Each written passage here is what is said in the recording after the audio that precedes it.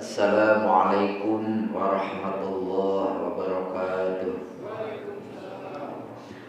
A'udzu billahi minasyaitonir rajim. Bismillahirrahmanirrahim. Ila hadratin nabiyil mustafa sayyidina maulana Muhammadin sallallahu alaihi wasallam wa ala alihi wa sahbihi wa azwajihi wa dzurriyyatihi wa ali baitihi wa ila hadratin sayyidina saddatina Abi Bakr Siddiq wa Umar wa Utsman wa Ali wa Fatimah wa Hasan wa Husain wa baqiyatis sahabati wa jami'il anbiya'i wal mursalin wa malaikatil muqarrabin wal awliya'i wal asfiya'i wa immatil mujtahidin wa muqallidina fid din wa syuhada'i was shalihin wa ulama'i rasikhin fil ilmi sumai hadrati a'immatil arba'ati Imam Abu Hanifah wa Imam Malik wa Imam Syafi'i wa Imam Ahmad bin Hanbal sumai dan Sultan Ali Hasan al-Qadi al-Jailani al-Baghdadi qaddasa sirruhu ila Abu Hamid Muhammad bin Muhammad al-Ghazali wa ila Sayyidina al-Baghdadi wa ila Abu Hasan Ali al-Asy'ari Syafi'i Mansur al-Maturidi wa ila aliya ila ta'ala tis'al ladina kanu fi jazirati Jawa sunnatan dirati syaikhina wa syaikhina wa ulama'ina min al-sunnah wal jamaah min al-ulama khususan li hadrati abaina wa ummahatina wa ajdadina wa jaddatina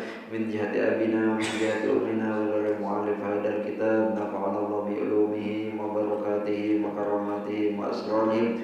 Allahumma inna nas'aluka ar-rahmah. Allahumma inni atawassalu ilaika ya Allah bi habibika wa nabiyyika Muhammadin sallallahu alaihi wasallam wa ala anbiya'ika wa rusulika wa awliyaika wa asfiyaika wa syaikhin wa syaikhina wa ulama'ina min al-sunnah wal jamaah ulama bi abaina wa ummahatina wa ajdadina wa jaddatina as-shalihin anta ghfiru dhunubana wa tuwassi jasadana wa tuwassi arzaqana wa taftah lana abwaab rahmatika fi dunyana wa ukhrana wa tuballigh jami'a maqasidina wa ma nawayna min niyatin shalihah bi barakatihi wa karamatihi wa asrarihi bi jahi nabiyyika sayyidina maulana Muhammadin sallallahu alaihi wasallam. Al-Fatihah. A'udzu billahi minasy syaithanir rajim. Bismillahirrahmanirrahim. Alhamdulillahi rabbil alamin arrahmanir rahim maliki yaumiddin. Iyyaka na'budu wa iyyaka nasta'in ihdinas siratal mustaqim siratal ladzina an'amta 'alaihim ghairil maghdubi 'alaihim waladdallin. Ya Rabbi bil Mustafa baligh maqasidana waghfir lana ma madha ya wasi'al karami. Ya Rabbi bil Mustafa baligh maqasidana waghfir lana ma madha ya wasi'al karami. Muhammadun sayyidul qanaini wa thaqalain wal fariqaini min urbi wa min ajami. Ya Rabbi bil Mustafa baligh maqasidana waghfir lana ma madha ya wasi'al karami. Wala salli wa sallim daiman abada ala al-habibika khairi kullihim. Ya Rabbi bil Mustafa baligh maqasidana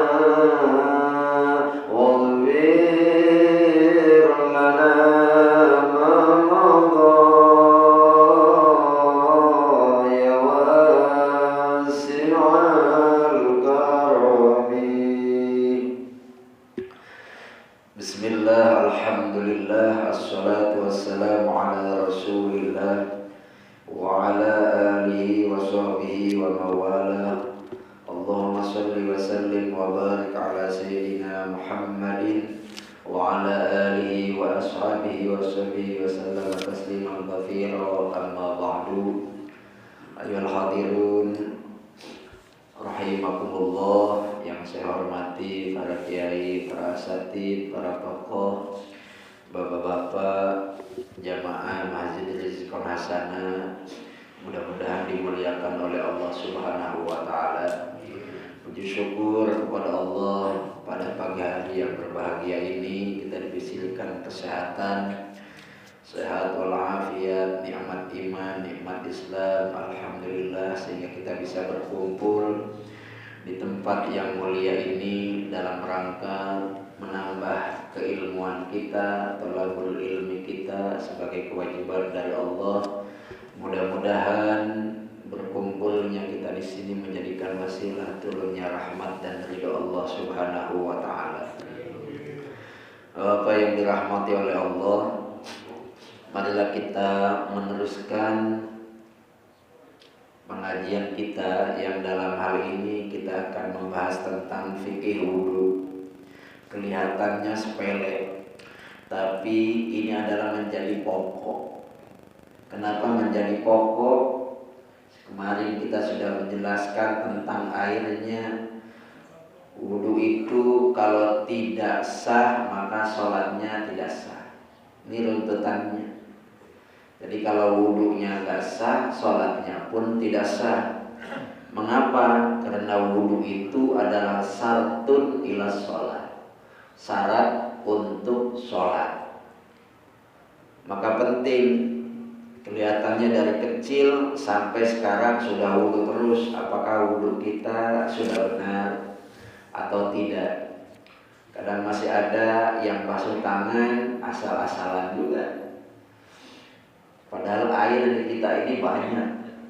Beda dengan di negara-negara lain. Kemarau panjang, alhamdulillah air mah banyak aja di kita. Sampai sebulan kemarin, alhamdulillah, itu air di kita. Nah, dalam wudu ini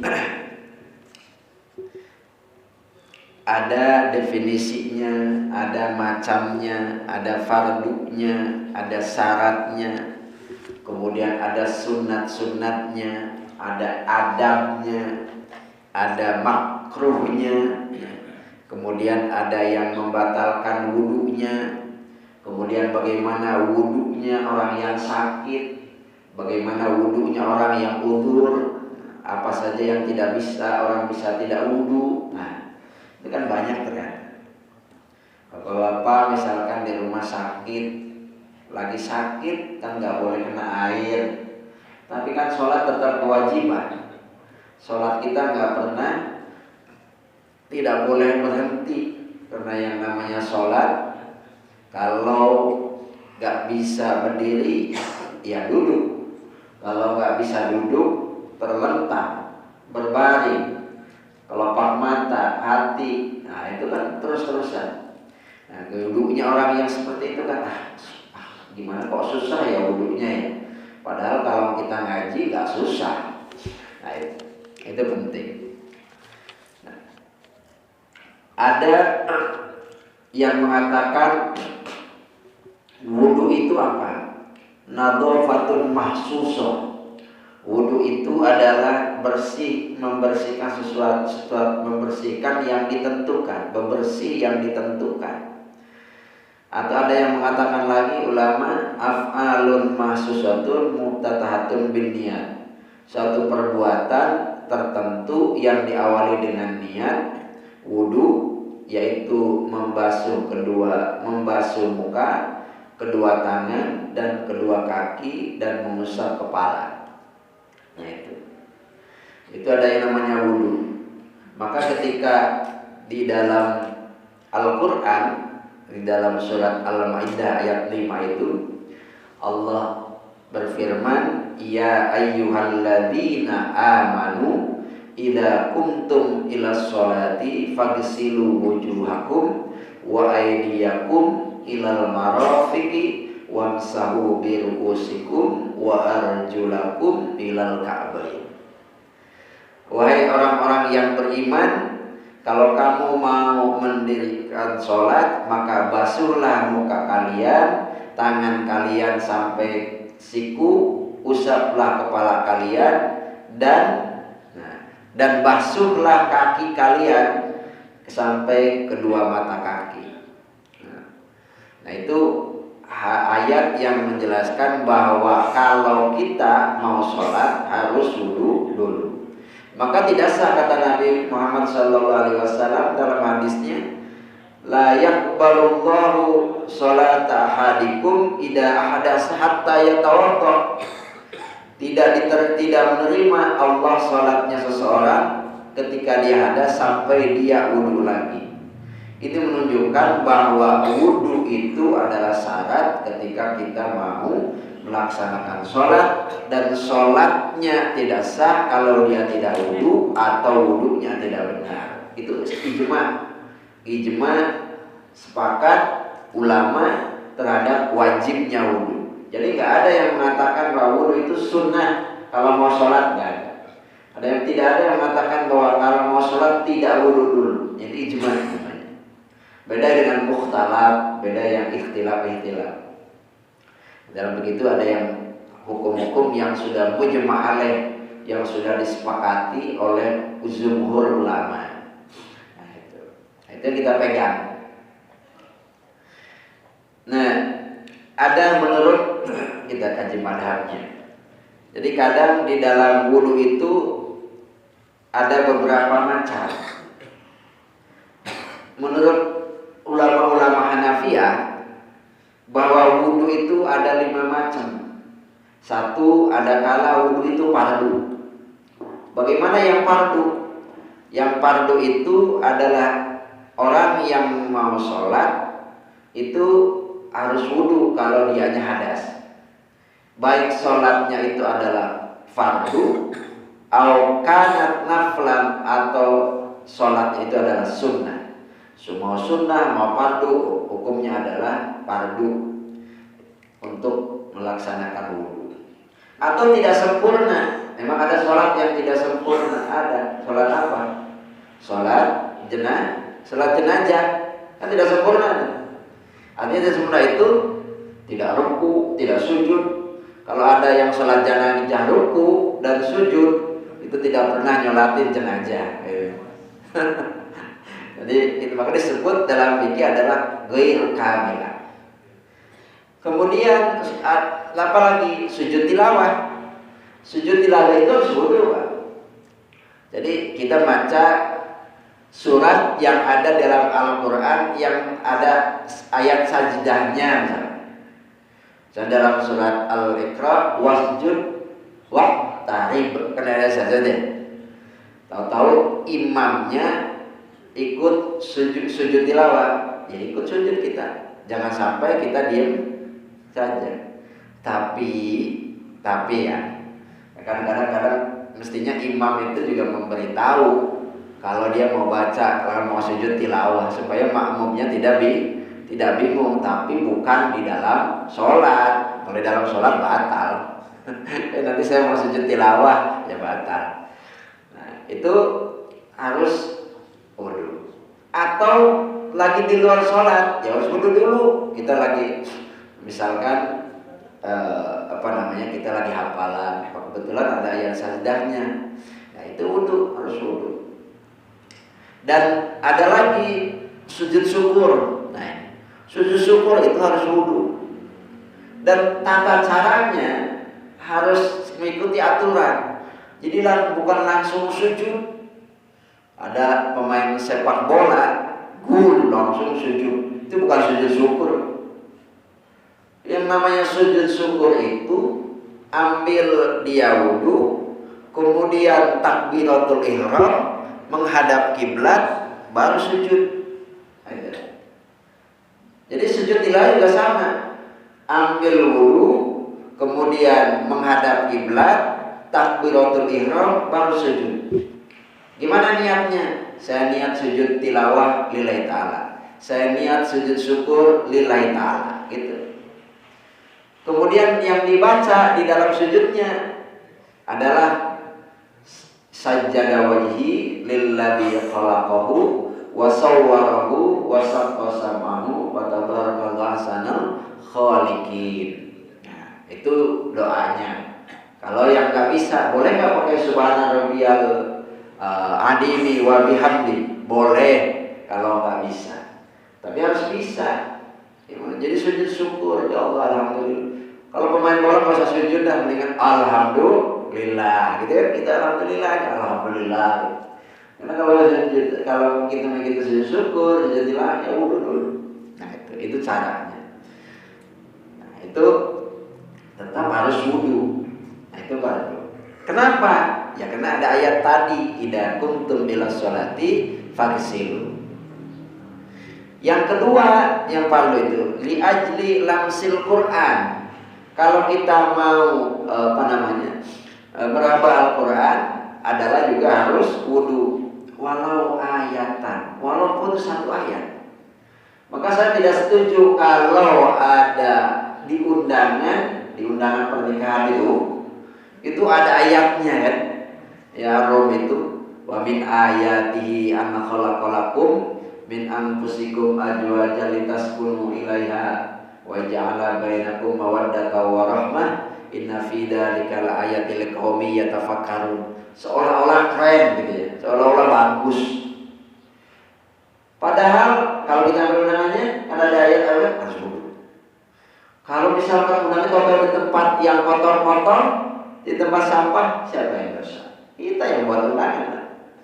Maka cukup dengan udahlah Latinnya saja. Ini mendingan Latinnya saja. Ini walau ayatan maktubatan, walaupun satu ayat yang ditulis ala warokin di atas kertas. Nah, jadi harus dulu. Jadi kalau misalkan ada lembaran Al-Quran tercecer di masjid, kita kan ambil tuh, ya wudu dulu. Gimana sih? Lagi tidak wudu, air nggak ada, misalkan. Ya udah.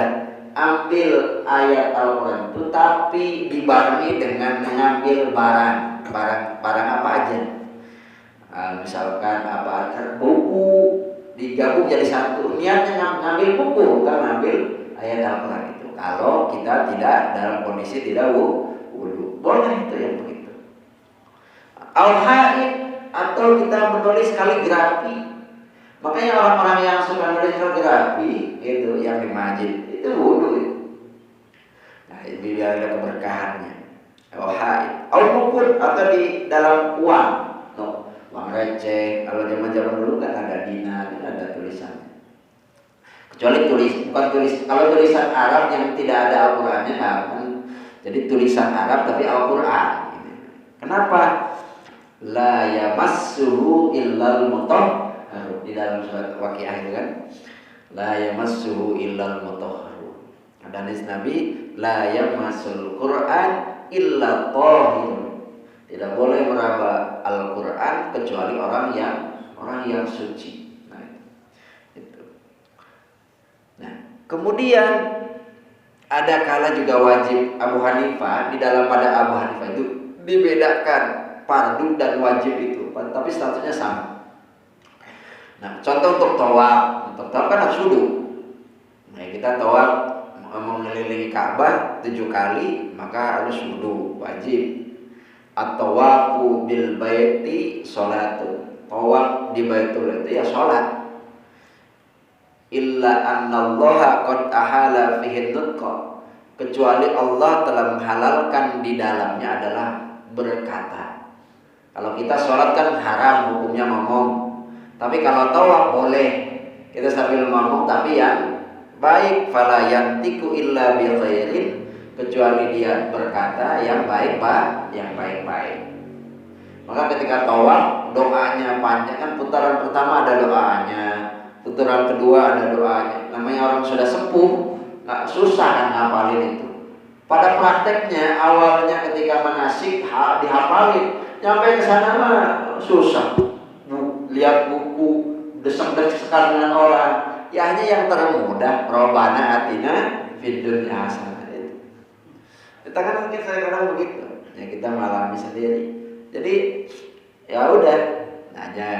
Boleh kita catat-catatan. Apa nanyanya? Misalkan ini kita sudah berapa kelilingan ya? Kan kadang ya kan, kadang lupain sampai sama jam. Ini sudah 7 apa belum? Nah, boleh. Kata sama belum, ya boleh. Teruskan lagi, itu boleh. Tapi harus wudu, tidak boleh wudu. Nah, itu yang kedua, yang wajib. Wudunya itu wajib. Yang ketiga ada yang wudunya sunnah. Wudu kita sunnah. Contoh misalkan wudu apa yang sunnah atau wudu likulli sholatin. Berwudu setiap mau sholat bagi orang yang sudah punya wudu. Kita punya wudu sholat duhur sampai asar nggak batal, tapi disunatkan wudu lagi ketika mau masuk waktu asar. Nah, itu sunnah. Karena kata Rasulullah, laula an asyqa ala ummati la amartuhum inda kulli sholati bi wudu'in wa ma kulli wudu'in bisiwakin. Seandainya saya tidak memberikan masyakat kepada umatku, niscaya aku akan perintahkan mereka ketika mau sholat wudu terus. Jadi kata Nabi, seandainya saya tidak membuat masyakat, kalau nanti setiap sholat wudu terus, ya kan masyakat. Kan belum tentu di semuanya ada air semuanya. Mesti ada air yang harus ngirit airnya. Kalau tiap sholat wudu terus, nah, maka Nabi mengatakan bagi orang yang setiap sholatnya wudu lagi, kemudian dia punya wudu, maka hukumnya sunnah. Diambil ulama seperti itu. Jadi sunnah tajdidul wudu namanya, memperbaharui wudu. Mau fardu, mau sunat, ya kenapa? Li'annahu nurun, wudu itu cahaya, ya kan? Li'annahu nurun ala nur, kalau sudah wudu lagi kan cahaya di atas cahaya. Jadi orang yang berwudu itu di dunia bersinar, di akhirat tambah. Itu maka di dalam riwayat itu nanti di akhirat semua anggota wudu itu adalah bersinar. Maka lebihkanlah anggota wudu yang dibasuh. Contoh, batasnya hanya sampai kedua siku kalau kita membasuh tangan. Maka sunnahnya dilebihin. Nah ini, sampai apa ini? Sampai di atasnya sedikit. Jangan sampai berlebihan juga. Sampai nanti sampai bersinar semuanya sampai sini. Kalau misalkan kaki sampai paha, nanti sampai bersinar di akhirat. Nah, atau semuanya dia, nah, itu israf namanya. Nah, berlebihan, mandi aja sekalian. Nah, kan? Nah, itu namanya israf. Jadi israf itu juga nggak baik. Innallaha la yuhibbul musrifin, gitu kan? Pengen bersinar gitu kan. Ada yang mengatakan lagi, menurut riwayat hadis, man tawaddu'a ala tuhrin, barang siapa yang wudu di atas yang suci, artinya dia sudah punya wudu lagi, kutiba lahu asru hasanatin, maka dicatat pahalanya adalah 10 kebaikan. Nah, ada orang yang melanggengkan wudu, Pak. Melanggengkan wudu itu dia tidak pernah batal wudunya sampai akhir hayatnya, maka dia ketika dicabut rohnya oleh Allah nanti akan disaksikan malaikat yang suka mengirimkan wahyu. Siapa yang suka mengirim wahyu? Adalah malaikat Jibril. Malaikat Jibril kan tidak ada tugasnya sekarang. Nabi yang sudah tidak ada. Apa? Nanti datang kepada orang-orang yang dia ketika meninggal dia dalam kondisi wudu. Dan memang orang yang begitu adalah orang yang mendawamkan wudu. Wudu batal, wudu lagi. Batal, wudu lagi. Tapi biasanya orang mau riyadhah supaya tidak batal wudu itu pengennya hadas mulu. Pengennya kentut. Biasanya teh ulama kalau sudah 40 hari begitu, itu biasanya. Sudah 40 hari itu udah terbiasa. Jadi nanti wudu batal, wudu lagi, batal, wudu lagi. Itu faedahnya banyak. Orang hafalan cepat, punya hafalan tidak cepat hilang, ya. Nah, kemudian orangnya mukanya beda wudu dengan orang yang tidak wudu, selalu someah kata orang Sunda. Kata orang Jawa ajera ini. Nah, tabassum ya, selalu riang, nyaman, tidak kelihatan susah gitu. Kan kalau yang merengut aja kan susah ya. Maka jangan selalu merengut. Maka kata Nabi, tabassum ibadatun. Senyum itu adalah ibadah. Jadi kalau kita tabassum ibadah, ada yang mengatakan tabassum sedekah. Baik. Yang berikutnya adalah sunnah ketika dia masul kutubi asyariah, meraba kitab syar'i. Apa kitab-kitab syar'i itu? Kita ada tafsir, ada hadis, ya, ada fikih, apa lagi? Ya, ada tauhid dan seterusnya. Itu sunnah kita wudu. Kita kan harus membedakan mana tafsir, mana terjemah. Kalau terjemah wajib wudu, Pak. Jadi yang Al-Quran yang ada terjemah kemenang itu bukan tafsir, tapi terjemah. Apa bedanya terjemah dengan tafsir? Beda. Kalau tafsir, memahami Al-Quran itu secara mendalam, labdon wa maknan, maka biasanya tafsir lebih banyak daripada Al-Qurannya. Tapi kalau terjemah, yaitu adalah translate dari kata per kata dari teks Al-Quran itu namanya terjemah. Nah, maka harus punya wudu. Bapak punya Yasin, Majmu, ya punya wudu. Oh, itu bukan tafsir. Karena yang namanya tafsir itu, ya misalnya ada yang mengatakan tafsir Jalalain itu, walaupun tafsirnya lebih banyak tapi hanya sedikit, maka harus punya wudu. Harusnya wudu tafsir. Kecuali tafsir yang tebal, ada tafsir Al-Marogi, ada Tobari, ada tafsir Sofi, kemudian ada Jabul Ahkam, ya. Ada tafsir Munir. Nah, itu sunnah wudu yang gitu. Hadis Bukhari, hadis Muslim, Ibnu Majah, Abu Dawud, misalnya, harus punya wudu. Dia ada sholihin, gitu. Sunnah wudu. Maka kalau ada Al-Quran kok lebih banyak daripada tafsirnya, kata ulama harum al-masu, haram merabanya kalau kita tidak punya wudu. Yang berikutnya sunnah wudu lin-naumi, untuk tidur. Kalau mau tidur, sunnah kita wudu. Kata Nabi, "Idza ataita madja'aka fatawaddo wudu'aka lis-shalah."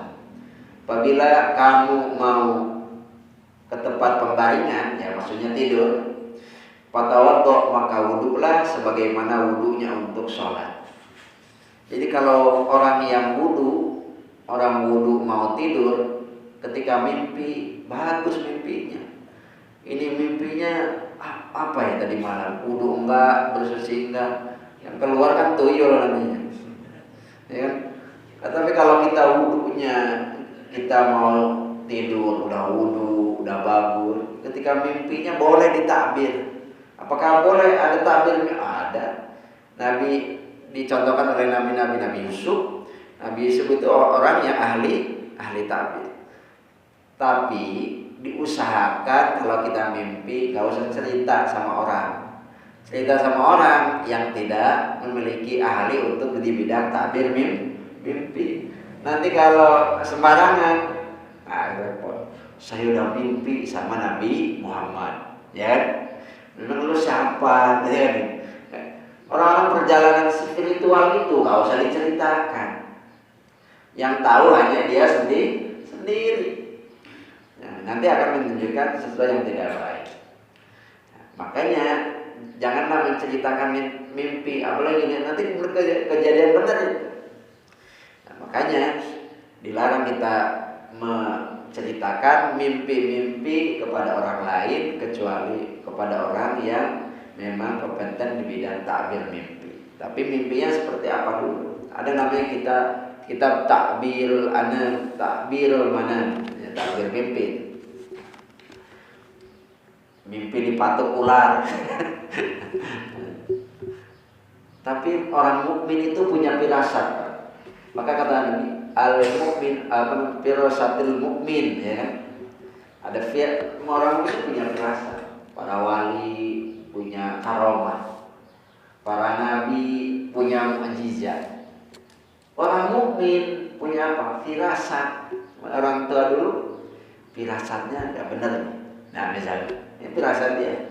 Karena yang namanya orang mukmin itu adalah punya hati yang hatinya adalah nur. Orang mukmin itu kenapa bisa nur? Mau sholat kita 5 kali itu udah wudu terus, sudah suci terus, belum sholat yang lain, belum sholat duha, belum sholat tahajud, belum ngaji Al-Quran dan seterusnya. Nah, itu jadi kalau ketika kita mau tidur, wudu, kemudian baca Fatihah, baca Al-Mu'awwidatain, surat Al-Mu'awwidatain itu kul a'udzu bil falaq dan kul a'udzu birabbin nas. Baca ayat kursi, lalu baca doa yang biasa anak-anak itu.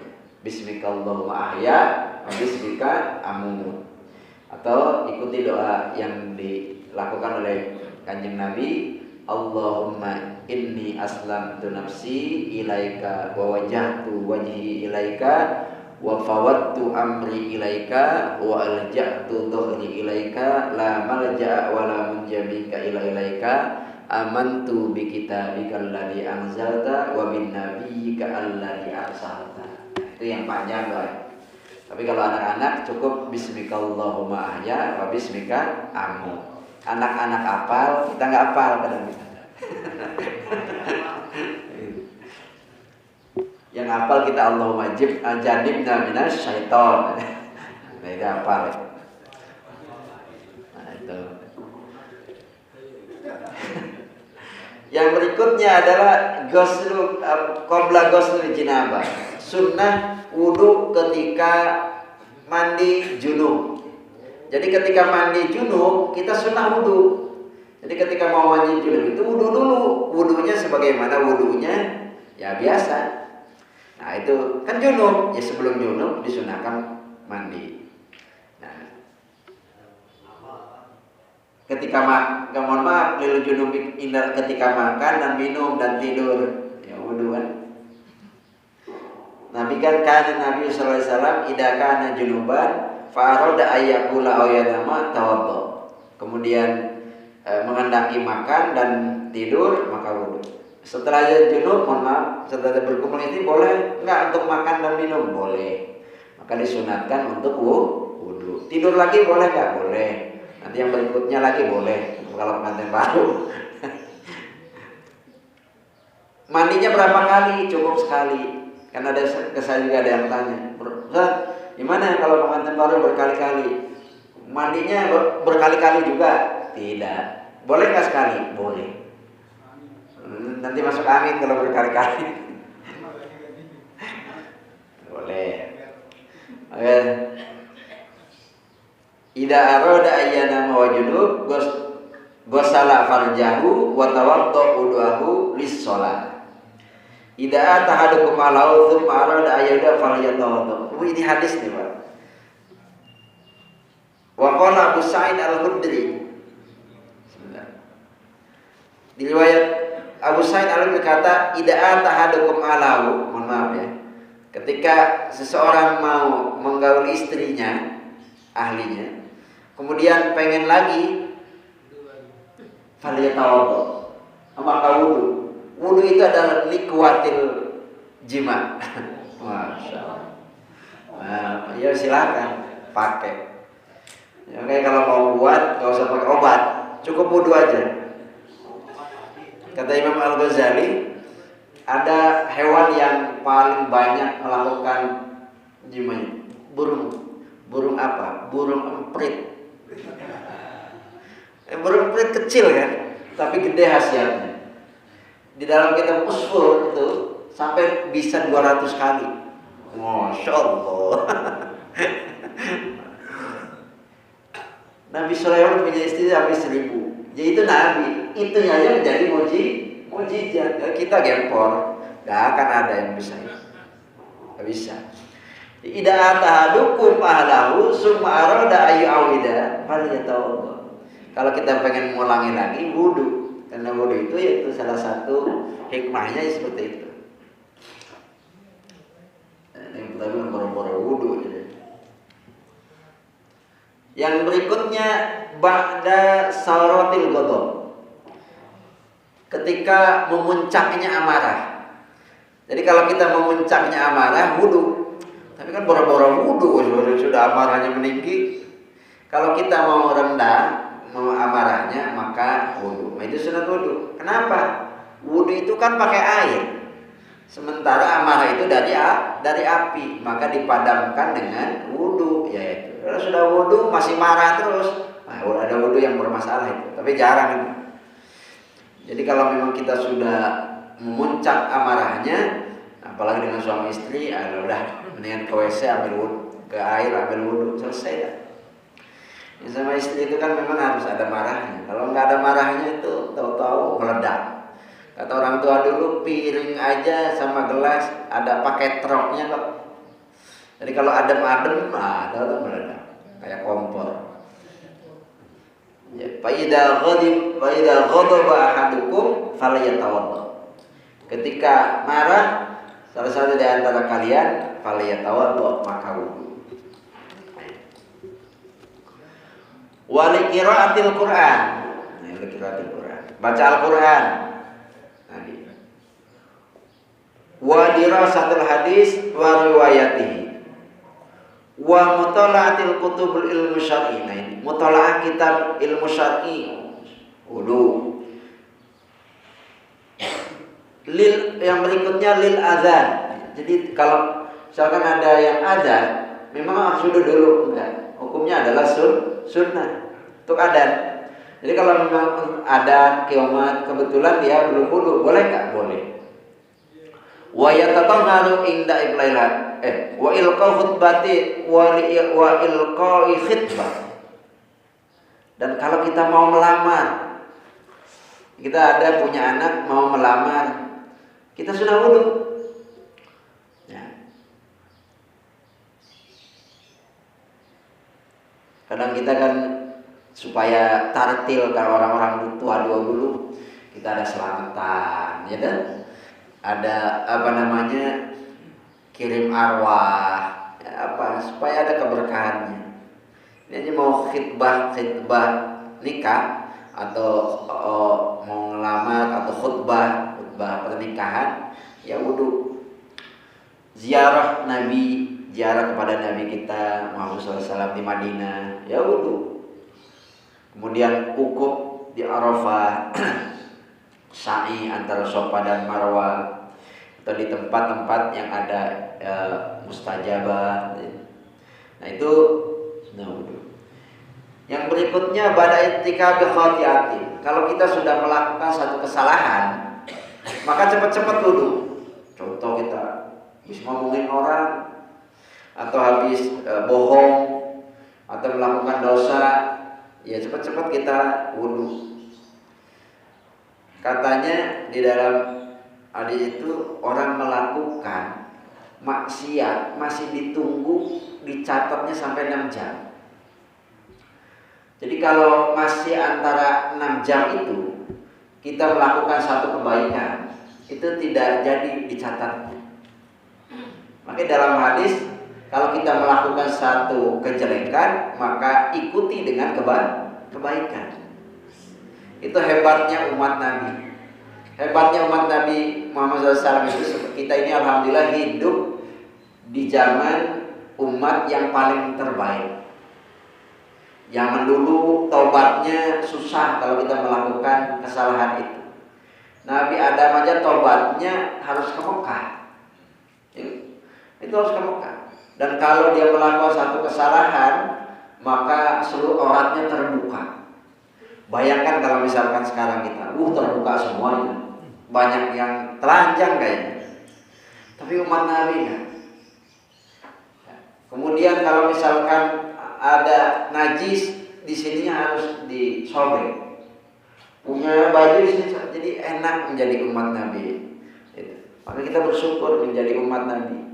Di samping nanti pertama kali yang diberikan syafaat oleh Nabi adalah umatnya dulu, baru umat-umat yang lain. Jadi kalau satu kesalahan, buru-buru kita ikuti dengan kebaikan. Maka kata Nabi dikatakan, ala adullukum ala ma yamhullu bi khotoya. Apakah boleh saya menunjukkan terhadap kalian terhadap sesuatu yang Allah menghapus terhadap kesalahan? Wa yarfa'u bihi darajat, dan Allah mengangkat derajatnya. Apa kata sahabat? Bala ya Rasulullah. Baik ya Rasulullah. Apa kata Nabi? Isbagil wudu, sempurnakanlah wudu alal makari, terhadap waktu-waktu yang tidak disukai. Nah, apa waktu-waktu yang mau subuh itu kan sulit itu wudu, atau lagi dingin, misalkan mau wudu. Wa kasratul khata, dan banyaklah melangkahkan ilal masjid, ke masjid. Nah, itu adalah Allah akan menghapus setiap langkahnya dosa-dosa kita. Jadi kalau tambah jauh tambah nyaman. Jadi kalau ke masjid ini ke sana dulu, Bojonggede dulu baru ke sini. Enggak begitu juga kali. Jadi melangkah itu. Gimana Ustaz, saya enggak melangkah tapi naik motor. Enggak melangkahnya. Bagaimana menghitungnya? Setiap putaran roda ban. Nah, itu kan langkahnya ban. Wa intidarus sholati ba'da sholat, menunggu sholat setelah sholat. Jadi kita menunggu sholat untuk sholat lagi, misalkan mau berjamaah, nah itu adalah segala kesalahannya dihapus oleh Allah. Kemudian Allah akan mengangkat derajat. Fadzalikum ribat, katanya. Apa ribat itu? Ribat itu semua adalah benteng dari musuh. Jadi tadi menyempurnakan wudu di waktu-waktu yang tidak disukai, memperbanyak langkah menuju masjid, kemudian menunggu sholat setelah sholat lain, itu adalah ribat, itu adalah benteng, sebagai benteng dari musuh. Musuh Allah yaitu setan. Itu adalah sunnah wudu. Yang berikutnya sunnah wudu itu ba'da kohkohatin, suara yang terbahak-bahak, wah, atau apa, lihat ketoprak atau lihat humor sampai terbahak-bahak, sampai lupa, itu adalah sunnah wudu. Ini ba'da kohati kharija sholat. Jadi ketawa yang terbahak-bahak di luar sholat. Li'annahu hadas surah. Nah, kalau habis ketawa, makanya ketawa itu jangan terbahak-bahak. Nabi nggak pernah Nabi terbahak-bahak. Nabi itu hanya tersenyum. Yang suka tersenyumkan Nabi itu adalah sahabat Nuaiman. Sahabat Nuaiman itu adalah, memang kalau ditanya apakah ada sahabat yang pelawak, ada. Itu sahabat Nuaiman. Sahabat Nuaiman itu sampai ketika mau meninggal pun bisa memberikan ketawa Nabi Muhammad SAW. Jadi enak kayaknya, kayak kita Nabi kemudian jagongan, ya kan, ketawa-ketawa biasa dengan sahabat, mungkin tersenyum, ada sesuatu yang lucu, tapi lucunya adalah bukan tidak ada faedah. Kalau kita kan malayak nih, tentu sesuatu yang tidak ada faedahnya. Kalau Nabi berfaedah. Misalkan umurnya Nabi tidak akan masuk ke surga itu adalah nini-nini. Nini-nininya kan protes. Saya Rasulullah gimana ini, saya udah tua, kok saya nggak masuk? Ya kamu nggak akan masuk. Kamu udah tua, nini-nini. Ternyata kalau masuk surga tidak ada yang nenek-nenek. Nah, kita adalah menjadi muda kembali. Itu kan yang Nabi. Nabi itu jadi tiba. Yang berikutnya ba'da ghusli mayit. Kita disunnahkan wudu kalau habis membasuh mengadusi mayit. Kita habis mengadusi mayit atau membawa mayit, itu kita sunnah wudu.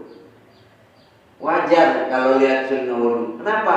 Misalkan kita membasuh mayit, siapa tahu ada kuman-kuman, ada virus-virus yang nempel di anggota badan kita, kemudian dengan wudu adalah bisa menjadi hilang. Apalagi kemarin COVID, diraba aja nggak boleh. Nah itu memang ada hadisnya. Kata Nabi, man ghassala mayyitan falyagtasil. Barang siapa yang memandikan mayit, maka sunnah mandi juga kita. Wa man hamalahu, barang siapa yang memikul mayit, falyatawaddo, maka sunnah wudu. Sunnah wudu. Yang berikutnya sunnah wudu li khurujin minal khilaf, adalah karena keluar dari perbedaan ulama. Apa maksudnya? Maksudnya ada sesuatu yang memang di kalangan ulama berbeda pendapat. Contoh, meraba perempuan, ada yang mengatakan batal wudu, ada yang mengatakan tidak batal wudu. Kalau dia tidak ada syahwat. Ya. Nah ini kan perbedaan pendapat. Maka supaya keluar dari ulama yang berbeda pendapat itu, maka kita disunnahkan wudu. Nah, perbedaan pendapat itu kadang menjadi rahmat. Contoh misalkan, mohon maaf, kita di Mekah, kalau nggak begitu madhab yang lain agak sulit kita. Kita misalkan suami istri ke Mekah, kan bergandengan terus. Kalau nggak bergandengan nanti takut hilang. Sementara kita punya wudu, mau tawaf, mau ini. Kalau kita mengikuti madzhab Syafi'i kan batal dulu. Sementara kita mau wudu lagi antara Ka'bah ke tempat wudu, wah itu sudah tinggalan jamaah. Kita udah sengsara itu. Maka kita wudu mengikuti madhab yang lain. Tapi harus tahu supaya batalnya ikut madhab dia, wudunya pun ikut madhab dia. Contoh misalkan pakai Imam Malik misalkan, boleh pakai Imam Malik atau pakai Abu Hanifah. Imam Malik yang membedakan dengan kita, yang pertama adalku itu digosok-gosok.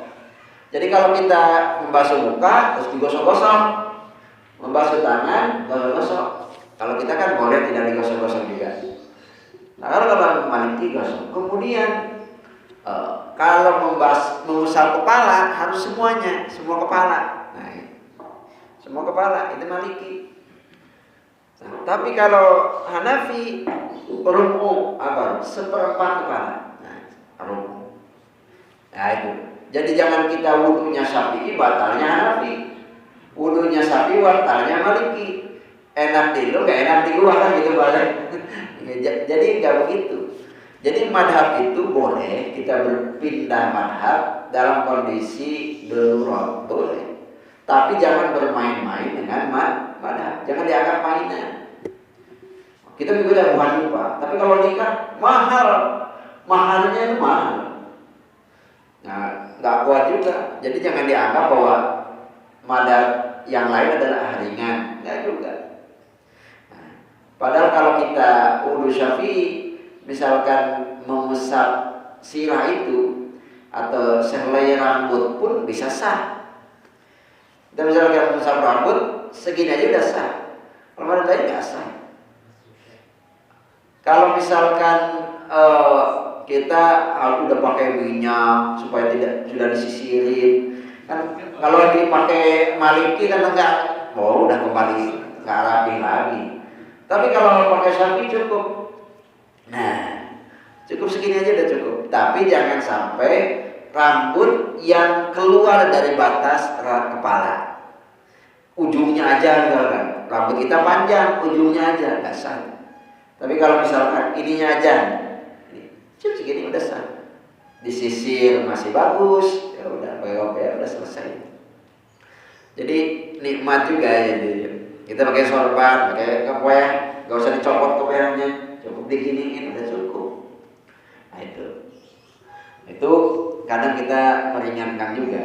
Jadi ada yang memberatkan madhab itu, ada yang meringankan. Atau meraba farji kita, ya, meraba farji kemaluan kita kan batal. Menurut sebagian ulama yang lain nggak batal. Atau setelah makan daging, kan ada yang membatalkan kan? Jadi kita harus wudhu dulu. Kalau Syafi'i kan enggak, kita habis tahlilan makan langsung sholat isya, boleh enggak? Boleh, berkumur aja. Apa gunanya berkumur? Takutnya ada sisa-sisa makanan yang ada di mulut, kemudian lagi sholat ketelan. Batal nggak sholatnya? Batal, karena dia sama dengan makan, walaupun sedikit. Nah itu yang sunnah. Kemudian ada yang wudu yang makruh. Emang ada wudu yang makruh? Ada. Contohnya apa? Ka'adatil wudu, mengulangi wudu qabla ada'is sholati, sebelum melaksanakan sholat, bil wudu'il awal, dengan wudu yang pertama. Kita sudah wudu, sholat belum, sudah wudu lagi, gitu ya. Nah itu makruh. Loh kok bisa makruh? Karena dia berarti menghabiskan air. Apalagi airnya terbatas. Di masjid kalau ada air khusus untuk wudu, nggak boleh. Selain wudu nggak boleh. Bapak-bapak ngambil air dari situ dibawa ke rumah, nggak boleh. Haram hukumnya dalam begitu. Kenapa? Karena air itu dikhususkan untuk wudu. Misalnya ada bacaan, kan suka juga ada bacaan. Kalau di Arab al-wudu al-musabbal al-ma'u al-musabbal bil wudu. Air yang dipergunakan untuk wudu tidak boleh nanti dipakai untuk yang lain. Apalagi sampai dibawa ke rumah. Nah, itu. Sampai dibawa ke rumah. Jadi nggak boleh. Jadi sesuatu yang ada di masjid, ya, itu adalah tidak boleh. Kecuali untuk kemaslahatan kemaslahatan umum semuanya. Air digunakan untuk minum. Ada orang yang wakaf air untuk minum, kemudian kita pakai nyuci, misalnya. Boleh nggak? Nggak boleh. Baik. Jadi seperti itu. Sama di sini mengulangi wudu sebelum melaksanakan sholatnya dengan wudu yang pertama. Sholat belum diselesaikan udah wudu lagi.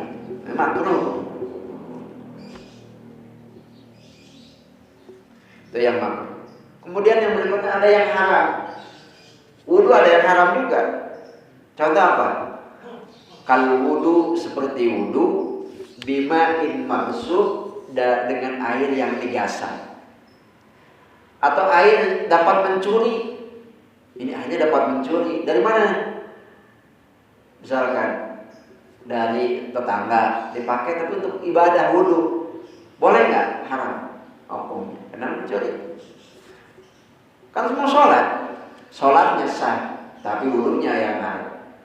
Saya ibadah haji pakai uang korupsi, kan sah haji. Bapak sholat pakai sejadah tapi yang digasap, sah nggak sholat? Sah. Pahala nggak? Nah. Maka jangan sekali-kali kita meletakkan sejadah sebelum duluan. Kan biar banyak tuh. Ini sejadah bapak anu nih, nggak boleh ada orang yang yang ada di situ kan gitu. Padahal dia terlambat melulu kan. Nah, gitu. Itu repot. Sajadahnya dia yang duluan. Kan ada juga yang begitu. Sejadah duluan, datangnya belakangan. Begitu ada orang yang nampak deh. Nah, maka yang kita singkirkan adalah sejadahnya, biar sejadahnya taruh belakang. Kalau dia belum datang, nggak boleh. Gitu. Kenapa? Karena nanti akan masuk dalam kategori meletakkan, kecuali dia wakafkan sejadah untuk umum, silakan. Yang mana saja misalkan. Nah, itu boleh. Tapi sejadahnya yang lebih bagus daripada karpet. Kalau sejadahnya lebih jelek daripada karpet, kan nggak bagus, nggak pantas. yang empuk, yang nyaman, yang wangi gitu, yang dipakai tidur. Au bima'in yatayam, atau dengan air yang yatim ya tayamum pakai tayamum. Ya.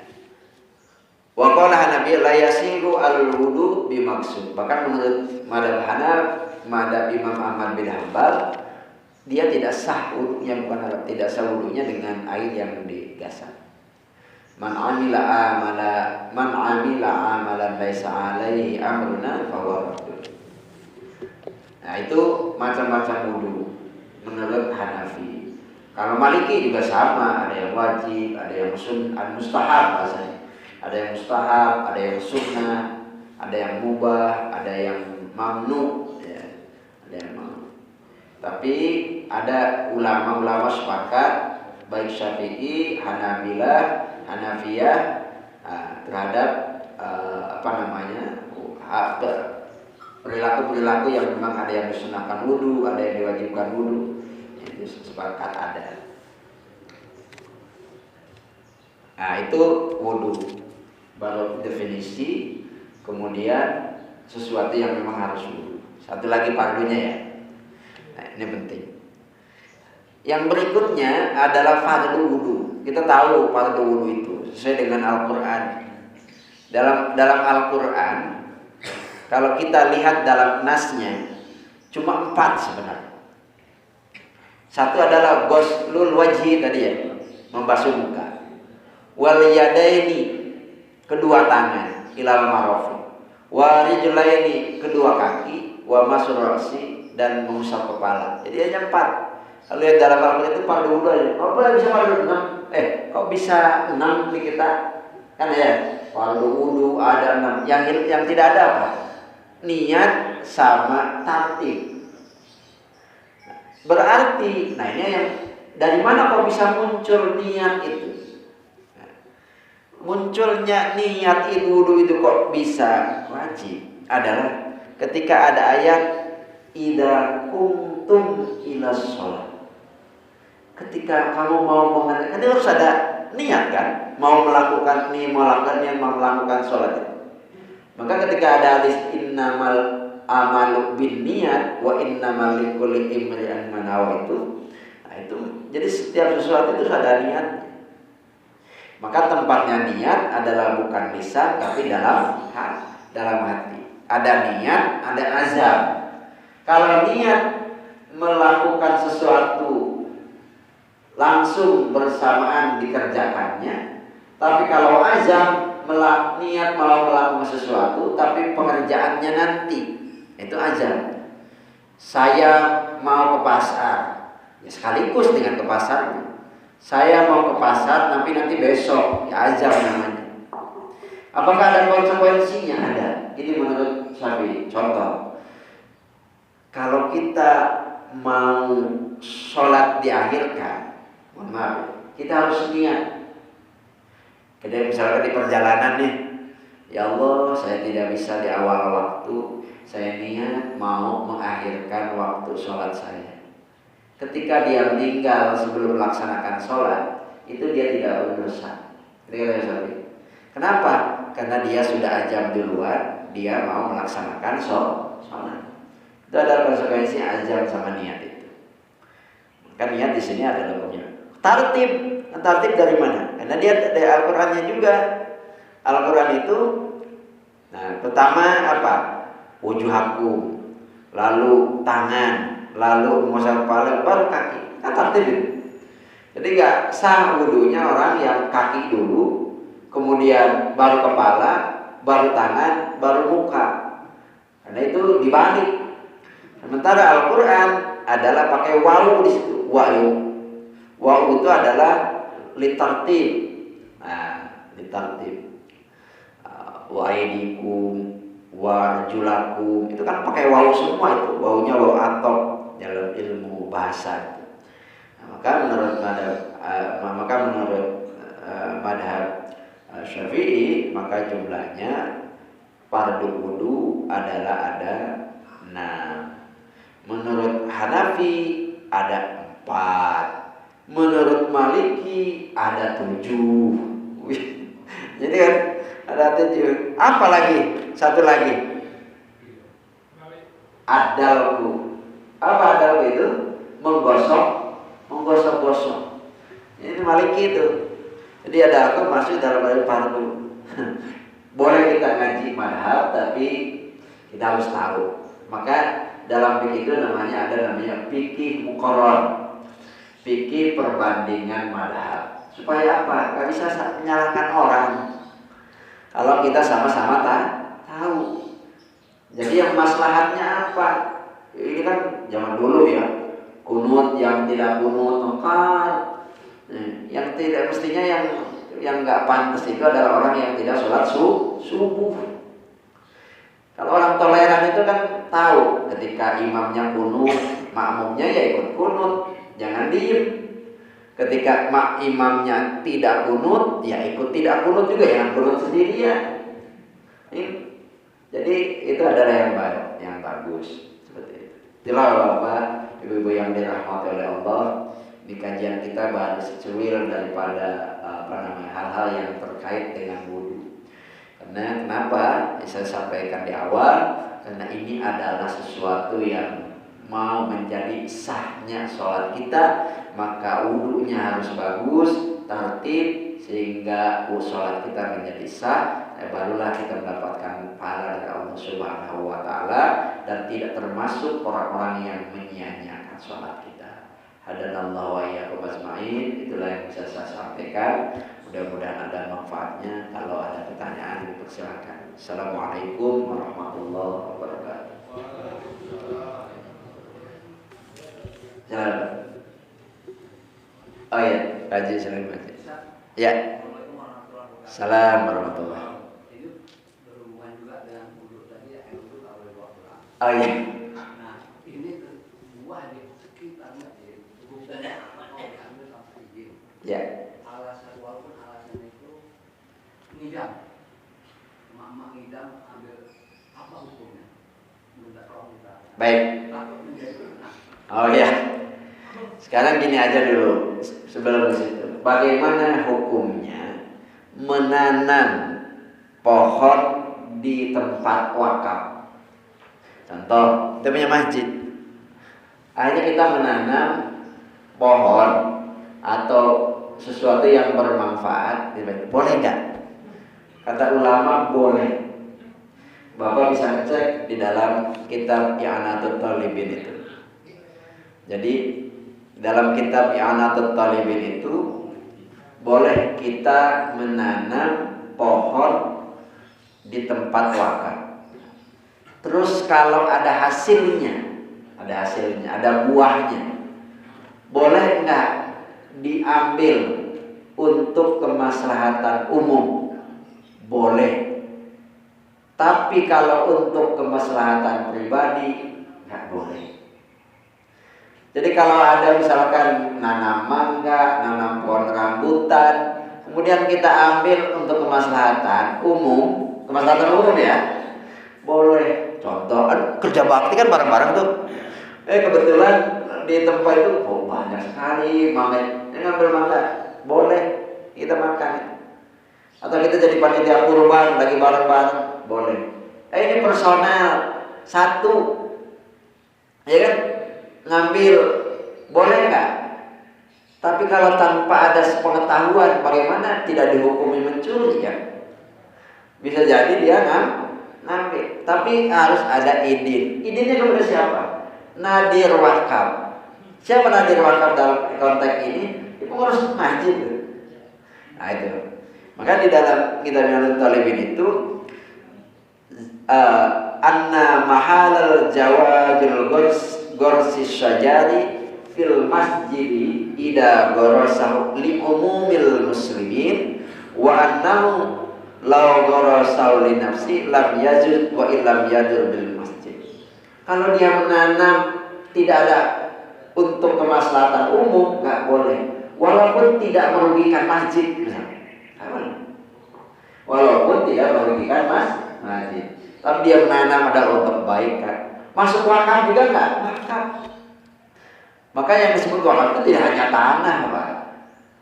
menanamkan sesuatu untuk kemaslahatan umum, mau di jalan, mau di ini, itu kan jadi wakaf juga, menjadi satu kebaikan yang akan nanti ngalir ketika kita udah meninggal. Ketika udah meninggal, masuk dalam kategori apa? Persodaqatun jariyah. Nah, ini terus apa ya berjari? Itu aja. Ya. Kalau kita udah mandi junub, kita nggak perlu wudhu lagi, kita langsung sholat. Oh ya, boleh nggak kalau kita habis mandi junub tidak harus buat? Boleh. Kenapa? Mandi junub itu kan disebut hadas akbar, sementara wudhu adalah hadas kecil. Kalau sudah hadas akbar berarti include kan hadas kecilnya, kecuali kalau dia lagi mandinya jangan sampai meraba-raba yang membatalkan wudhu. Lagi junub masih kobel-kobel lagi, nah, ya batal wudhu. Tapi kalau kita junub tidak meraba sesuatu yang membatalkan, maka boleh. Apa memang bisa? Di mana bapak yang kaya punya kolam renang, enak kolam renang. Begitu mau loncat, nawai itu muslah, gitu kan? Gitu. Boleh nggak? Boleh.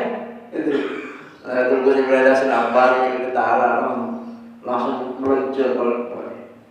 Jadi selama dalam proses mandinya tidak meraba-raba sesuatu yang membatalkan wudhu. Karena mandi junub adalah hadas akbar, mandi kecil adalah hadas asghar. Gitu. Kenapa? Terkait dengan wudhu Pak Ustadz, kadang-kala ada kaum hawa Pak Ustadz, Iya. karena dia sudah bersolek untuk pesta pernikahan apa itu, dia nggak tanpa wudhu lagi langsung sholat. Oh iya. Bagaimana kalau ada perempuan undangnya takut luntur kan? Maka sahabat saya sama istri, kamu wudhu dulu. Setelah wudhu baru udakin. Gitu ya? Langsung. Maka yang kita heran itu dalam tradisi pengantin kewadean sampai lupa, yang pengantin lupa sholat, yang mertua lupa sholat dengan sibuk nerima amplop kan gitu. Itu coba bayangkan mulai pagi sampai sore, apalagi kalau di kampung sampai malam lagi ganti baju, nggak sholat, nggak apa itu. Itu jadi yang begitu itu gimana ya? Udah ya. Nah, tapi kalau orang yang ngerti, mohon maaf, tapi bisa dipakai kaul itu tapi sekali-kali. Boleh nggak kalau kita menjamak dalam kondisi hajat? Boleh. Nah, ada yang mengatakan boleh dalam kitab Bugiyatul Murtasyidin itu. Jadi boleh kalau, tetapi tidak dipakai terus-menerus dalam kondisi terdesak. Jadi orang Mu'tazili itu saya udah jamak sholat asarnya ditarik ke duhur. Jadi nanti ketika ada tamu banyak, ketika di waktu sore ya udah itu boleh. Tapi orang yang ngerti nggak sholat. Sudah nggak sholat nanti nggak dikodok lagi. Masih mending udah ada dikodok. Habis hajatan dikodok ya. Tapi kan tidak begitu. Nah itulah kadang salah kaprah. Gitu. Makanya kalau punya istri, wudhu dulu baru odakan. Kalau odakan belum wudhu, nanti odaknya dulu habis luntur lagi. Karena yang namanya odak itu belum depulnya aja kan bisa dimaseti. Ya, maka paling ribet kan yang laki-laki pengennya sifatnya praktis. Maka lebih cepat siapa dandannya laki-laki sama perempuan? Lebih cepat laki-laki. Dan pasti yang marah-marah laki-laki itu. Cepetan dan seterusnya. Nah itu ya kita harus ngerti. Tapi kalau tahu ilmunya ya wudhu dulu, nanti odakan, nanti begitu sholat nggak usah wudhu lagi misalnya. Atau wudhunya orang yang sakit, ini wudhunya orang yang sakit di rumah sakit, kebetulan diperban atau diimpus, gimana tuh wudhunya? Nah, maka cara bersesucinya adalah kalau mampu kita wudhu sendiri, wudhu pakai air. Tapi begitu ada yang perban impusnya atau ini nggak usah dibasuh, nggak usah dibasuh. Nanti setelah selesai kita tayamum. Tayamum bagaimana? Tayamum sebagai pengganti anggota wudu yang tidak terbasuh oleh air. Bagaimana tayamum? Nggak ada tanah, Zat. Ya ikuti pakai Abu Hanifah. Abu Hanifah sesuatu yang dibuat dari tanah. Bisa keranjangnya, bisa ke temboknya, gitu ya.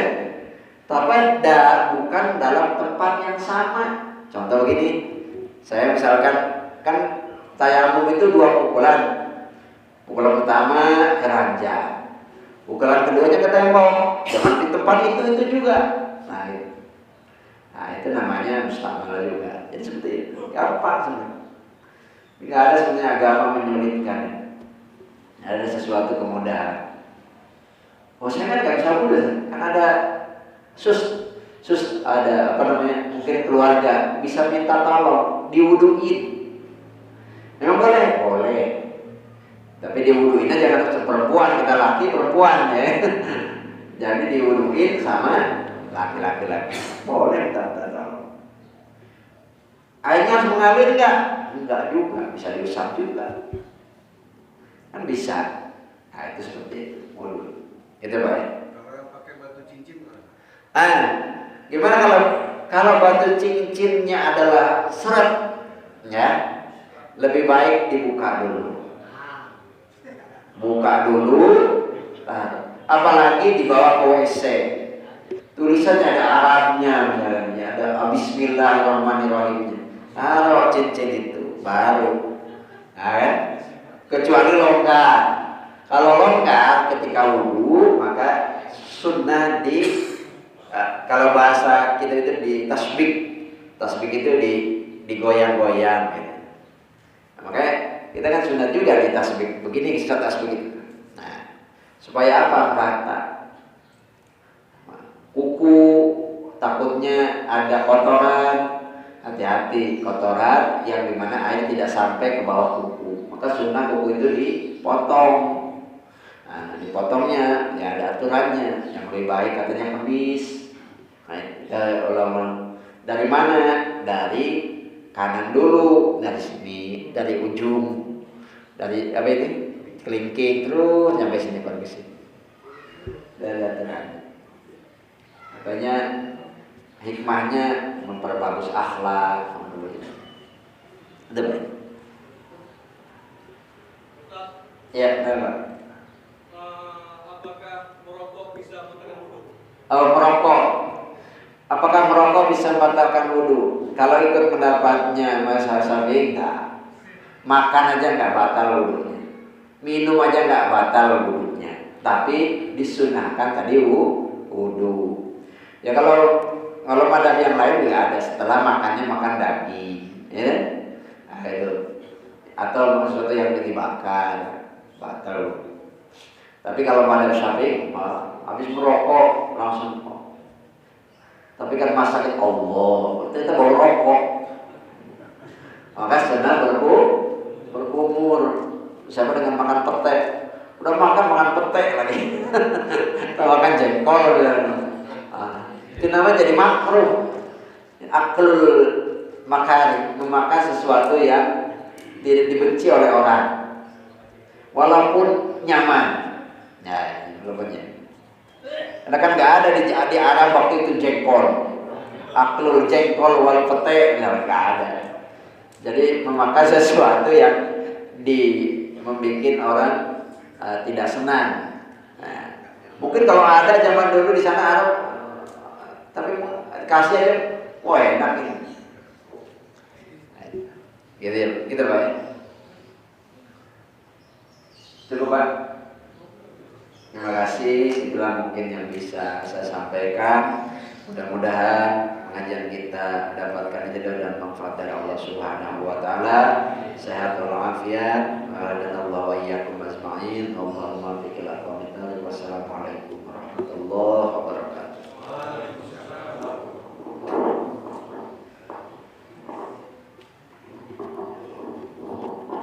Terima kasih Ustaz atas tausiahnya. Beberapa poin yang bisa kita simak pada ini.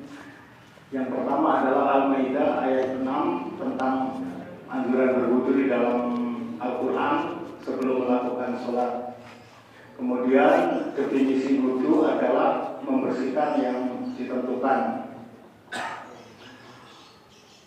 Kenapa wudu pakai air, bukan pakai alkohol? Itu ada pertanyaan tentang rekan saya. Alkohol lebih banyak membunuh daripada air terhadap bakteri. Kenapa bukan pakai alkohol?